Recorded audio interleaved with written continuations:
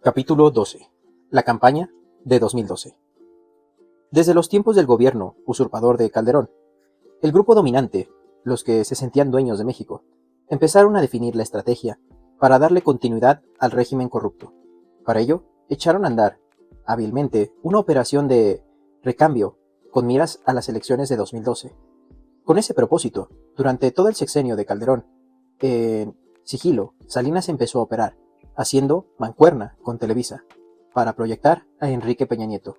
El plan fue lanzarlo al mercado como si se tratara de vender un nuevo detergente o un producto chatarra. Así construyeron, con este personaje, toda una telenovela, con la participación de actrices, actores y conductores de noticias que recibieron la consigna de protegerlo en todo. No obstante, muchos simpatizantes nuestros, o no, reconocieron que la nuestra fue la mejor campaña. Visitamos de nuevo todas las regiones del país. Celebramos 136 reuniones con integrantes de sectores productivos y sociales. Recogimos sus demandas y sus sentimientos y dimos a conocer el proyecto alternativo de nación. Las plazas siempre se llenaron y contamos con la participación de alrededor de 2 millones de ciudadanos que asistieron a nuestros actos. Mantuvimos mucha más comunicación directa con la gente que los otros candidatos. No tuvimos incidentes y no experimentamos rechazo alguno. Todo se desenvolvía de acuerdo con lo planeado. No cancelamos ningún acto, a pesar de que nos transportábamos en aviones de línea y por carretera, sin utilizar aviones o helicópteros particulares. Desde el inicio de la campaña nos fue bien. Hubo la necesaria y suficiente unidad de las fuerzas progresistas. No solo se resolvió en armonía el tema de la candidatura presidencial, sino que se contó con el apoyo del ingeniero Cuauhtémoc Cárdenas y tuvimos un buen entendimiento con dirigentes de los partidos de la Revolución Democrática, del Trabajo y del Movimiento Ciudadano. En ese proceso, Morena fue el eje para llevar a cabo la campaña con organización, efectividad y entusiasmo. Logramos, a pesar del cerco informativo, dar a conocer a millones de mexicanos nuestra propuesta. Pocos pueden decir que no se enteraron de que había otro camino, otra alternativa. Pusimos tan claras las cosas que, aun cuando éramos 4 los aspirantes presidenciales, realmente solo había 2 opciones, o más de lo mismo o un cambio verdadero. Dejamos de manifiesto que nuestra propuesta pasaba por combatir la corrupción y poner por delante la honestidad para convertirla en estilo de vida y en forma de gobierno. Sobre este tema insistí mucho porque siempre he creído que nada ha dañado más a México que la deshonestidad de los gobernantes. Aquí, entre otros aspectos, está la diferencia entre lo que representan nuestros adversarios y lo que nosotros significamos. Hablé de la necesidad de hacer un gobierno austero, de terminar con los privilegios de los altos funcionarios públicos, de la incongruencia que significa tener un gobierno rico con un pueblo pobre, y de la necesidad de aplicar la máxima del presidente Juárez, según la cual el servidor público tiene que aprender a vivir en la justa medianía. Dije también que el plan de austeridad se iba a aplicar a la alta burocracia, porque en esos días, para infundir miedo a los que trabajaban en el gobierno, les decían que no votaran por nosotros porque les íbamos a bajar el sueldo. Insistía en que ahí no estaba el problema. Los trabajadores al servicio del Estado ganaban poco, 6,000, 8,000, cuando mucho 10,000 pesos mensuales. Eso percibían maestros, médicos, policías y soldados. El problema estaba arriba, con los que ganaban de 200 a 600,000 pesos mensuales.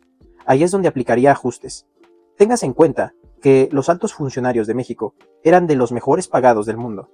Por ejemplo, un ministro del máximo tribunal ganaba en Brasil, en ese entonces, 2012, $13,000 mensuales, en tanto que un homólogo suyo en México percibía $40,252. Un senador brasileño cobraba un salario de $7,500. En nuestro país, el sueldo de un senador ascendía a $13,135. Un secretario de Estado allá ganaba $5,600 al mes. Aquí, $11,761. Un diputado en Brasil percibía $7,500 mensuales. En México, $9,731. En el caso de la alta burocracia, se agregaban otro tipo de prestaciones como bonos, compensaciones, atención médica privada, cajas de ahorro, boletos de avión, turismo político al extranjero, gastos de alimentación y otras prebendas.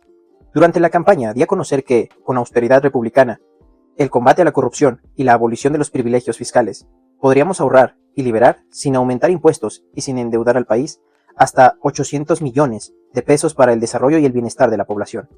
A diferencia de nosotros, el candidato de la continuidad propuso financiar el desarrollo con el aumento al IVA y con la privatización de Pemex. Claramente se trataba de dos visiones distintas, dos proyectos diferentes de nación. Por convicción y para contrarrestar el miedo al cambio, repetí en muchas ocasiones que íbamos a gobernar para todos. El cambio consiste precisamente en eso, en que no exista un gobierno sectario para un pequeño grupo, que solo proteja el 1% y desatienda al 99% de la población. Lo nuestro sería distinto. Gobernaría para ricos y pobres, para la gente del campo y de la ciudad, para mis simpatizantes y para mis adversarios, quienes tendrían amplias garantías y cuyas libertades serían respetadas. No habría persecución ni destierro para nadie. No buscábamos venganza, queríamos justicia. No odiábamos a nadie. Sencillamente, deseábamos lograr el renacimiento económico, social y político, pero sobre todo, el renacimiento moral de México. En esencia, se trataba de inaugurar una etapa nueva en la vida pública del país, con un presidente que no estuviese subordinado a ningún grupo de interés y que solo tuviera como amo el pueblo de México. Durante la campaña insistí también que en ese plan se llevaría a cabo con la participación de todas y todos, y repetí que no me iba a separar del pueblo y que, aún ganando, no habría divorcio entre el pueblo y el gobierno, que sería indispensable contar con el apoyo y el acompañamiento de la gente para llevar a cabo las reformas que necesita el país.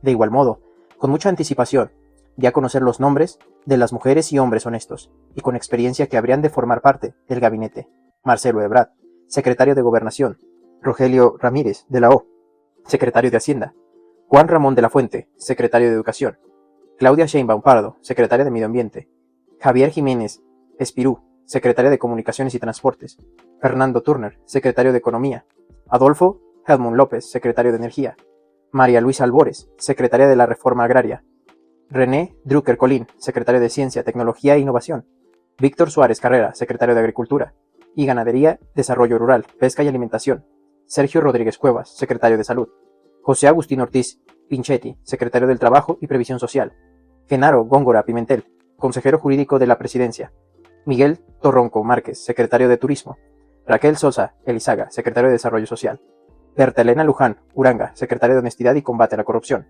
Bernardo Batiz Vázquez, procurador general; Manuel Mondragón y Calp, secretario de Seguridad Pública; Elena Pontosca Amor, secretaria de Cultura; Jorge Eduardo Navarrete López, secretario de Relaciones Exteriores; el ingeniero Cuauhtémoc Cárdenas, director general de Pemex. Asimismo, Manuel Coultier Carrillo actuaría con independencia y libertad como fiscal anticorrupción, porque se iba a erradicar ese cáncer que estaba destruyendo México. La propuesta de este inmejorable gabinete quedó para la historia. En contraste, vimos que el gobierno de Peña Nieto ocuparía los puestos más altos, los hombres y las mujeres de más bajo nivel moral. En los 3 meses de campaña se llevaron a cabo 2 debates. El candidato del PRI no quiso más, el IFE tampoco, y la mayoría de los medios no convocaron a otros ni cuestionaron la actitud de Peña. El 6 de mayo se celebró el primero de estos encuentros. En ese debate insistí que en México se padecía una monstruosa desigualdad. Señalé que hay personajes que tenían hasta yates para el placer, que cuestan 1.500 millones de pesos. Es decir, con lo que vale un barco de esos, se pueden comprar 15.000 automóviles Tsuru o 5.000 departamentos del Infonavit. Todo lo contrario a los sueños de igualdad de Morelos de vivir en un país donde se moderara la opulencia y la indigencia, lejos del ideal discreto por Salvador Díaz Mirón en su poema Asonancias.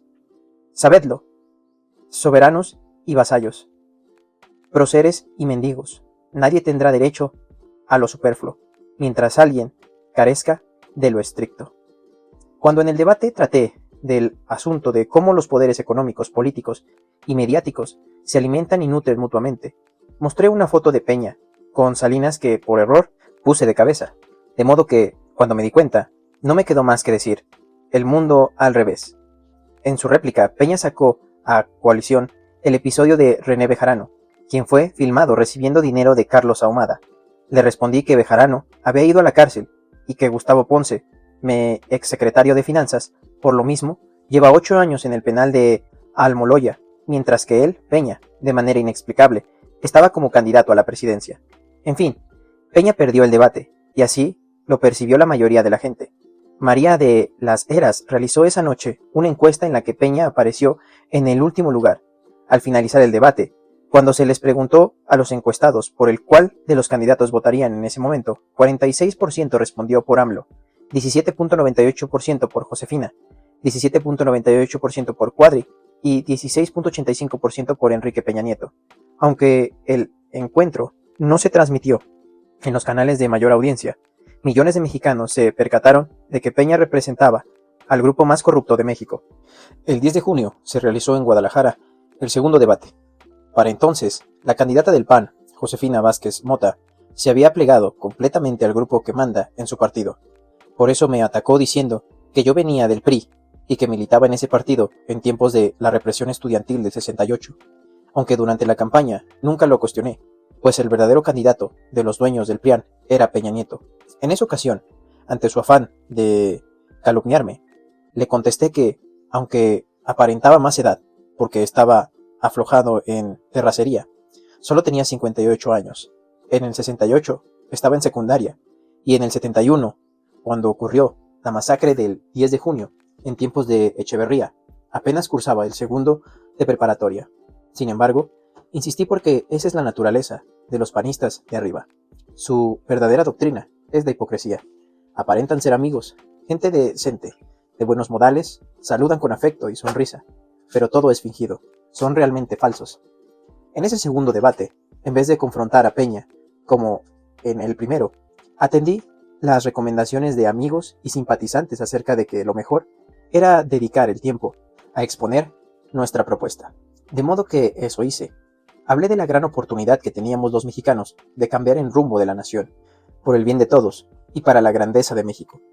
Sostuve que ofrecía un cambio tranquilo, ordenado, sin conflictos, un cambio que haríamos juntos, convenciendo y persuadiendo.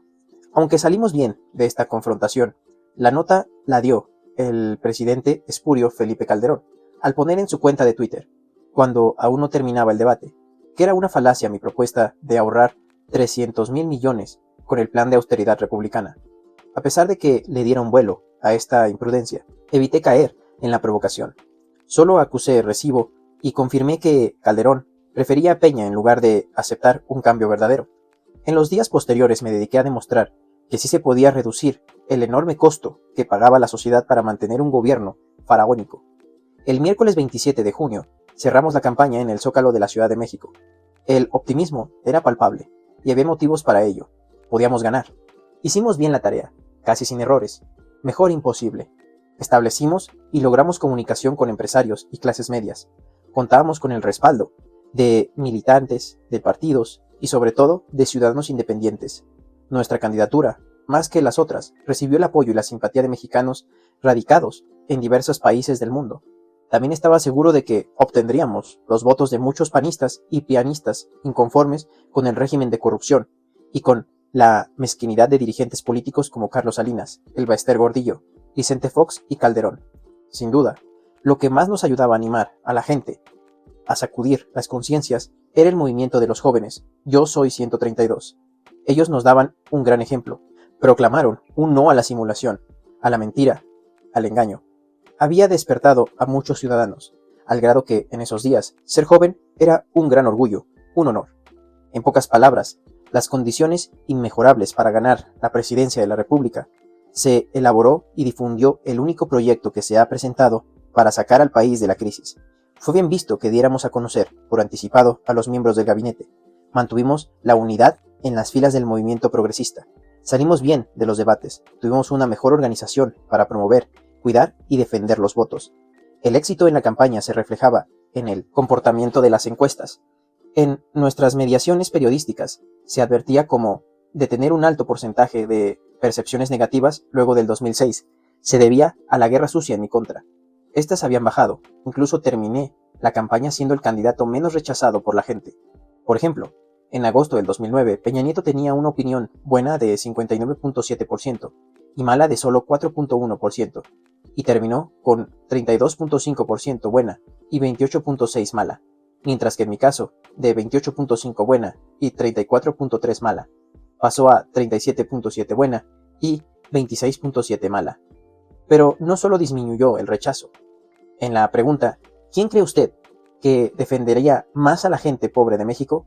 Peña obtuvo 18.3% y AMLO 34%. A la pregunta, ¿quién de ellos garantizaría un cambio verdadero para el país? 25.5% opinó que AMLO y 18.6% que Enrique Peña Nieto. Y a la pregunta, ¿por quién votaría?, los encuestados respondieron a favor de Peña, 26.4%, y por mí, 27.8%. Y eso que, decían, mucha gente estaba escondiendo su intención de voto. Añado que esta última encuesta la dimos a conocer a todos los medios de información del 20 de junio en Ciudad Juárez, Chihuahua. Sin embargo, no la difundieron y la gente no se enteró. Entonces, ¿en qué fallamos? Voy a decirlo para satisfacción de nuestros malquerientes, que siempre buscan la paja en el ojo ajeno y no la viga en el propio. Fallamos en no imaginar la gran cantidad de dinero que usarían nuestros adversarios para comprar los votos e imponer a Peña. Me equivoqué cuando sostuve que la gente quería un cambio verdadero y que no solo iba a impedir ni con la guerra sucia ni con la compra de lealtades, conciencias y votos. Confieso que desde 1988, a partir de Salinas, he enfrentado fraudes de Estado que han consistido en enlistar a la gente casa por casa para repartir migajas y dinero, pero nunca había visto y padecido un operativo tan cínico y prepotente de compra de voluntades como el de las elecciones presidenciales del 1 de julio del 2012.